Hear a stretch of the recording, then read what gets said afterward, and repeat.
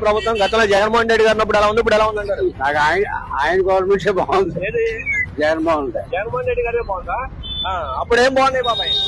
అన్ని పథకాలన్నీ బాగున్నాయి. ఇప్పుడు ఏం లేవా? చిచి ఎత్తకూడదు కానీ ఎందుకు పనికిరారు వీళ్ళు.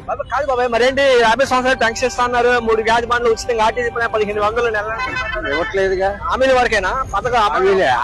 అతనికి ముందు నుంచి అలవాటు అది.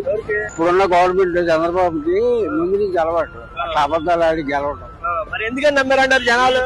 నా కొడుకుగా నమ్ముతారు కానీ జగన్మోహన్ మించిన సీఎం అసలు 4 రాష్ట్రాల్లో ఎక్కడా లేడు. ప్రజల్లో మటుకి జగన్ అంటే మంచి అభిప్రాయం ఉంది. 29 ఎవరు గెలిచే అవకాశం గెలుస్తాడు, ఈయనే గెలుస్తాడు. అసలు ఇప్పుడు ఓడిపోవడమే మంచిది, ఎందుకంటే అన్ని తెలుసుకున్నాడు జగన్ గారు. అందరూ బుద్ధులు ఎలా ఉన్నాయి ఏంటి అని తెలుసుకున్నాడు. ఈసారి జాగ్రత్త పడతాడు. ఎవరు గెలుస్తారంట? జగన్ గారే గెలుస్తాడు గ్యారంటీ. అంత నమ్మకం చెప్తున్నా.